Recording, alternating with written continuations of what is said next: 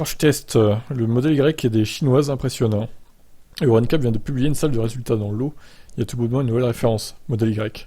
Le SUV a bien sûr obtenu les fameuses 5 étoiles, mais il a surtout établi de nouveaux records dans différentes catégories d'évaluation de l'organisme indépendant qui avait mis en place des critères sévères en 2020. Pour la protection des occupants adultes, le modèle Y 97%, l'américain bat ainsi la EQS qui avait atteint 96% en 2021. Du côté de la protection des enfants, le modèle Y a un résultat de 87%, même si plusieurs véhicules font mieux. 93% pour la classe T. Le SUV perd des points sur l'absence de fixation pour le siège enfant, car pour la protection en elle-même, c'est 24 sur 24. Du côté des usagers vulnérables de la route, piétons et cyclistes, le modèle Y a eu 82%. Troisième meilleur résultat après la Subaru Outback, 84, et le Lexus NX, 83. La forme du pare-brise représente un danger pour les piétons. Enfin, le modèle Y écrase la concurrence pour la partie équipement de sécurité avec 98%. Le précédent record sur ce thème était le Qashqai de chez Nissan, 95. Le freinage d'urgence du modèle Y a fonctionné à la perfection face aux voitures.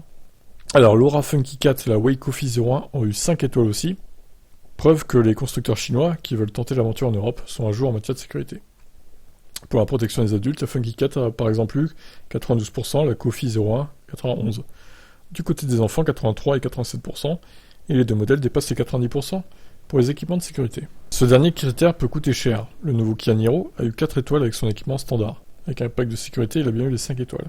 La note en protection des adultes 91% et enfants 84% ne change pas, ça modifie seulement un peu la protection des usagers vulnérables de la route. 76 avec le pack au lieu de 75 et donc surtout la partie équipement qui passe de 60 à 79%. Ouais alors, les tests EuroNCAP c'est pas ça qui va me faire acheter une voiture plus qu'une autre.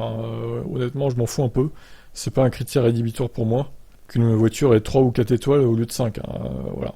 Clairement, il y en a pour qui ça peut être important mais pas pour moi en tout cas. Qu'est-ce que vous en pensez vous? Est-ce que c'est important pour vous ces critères de crash test? Ciao.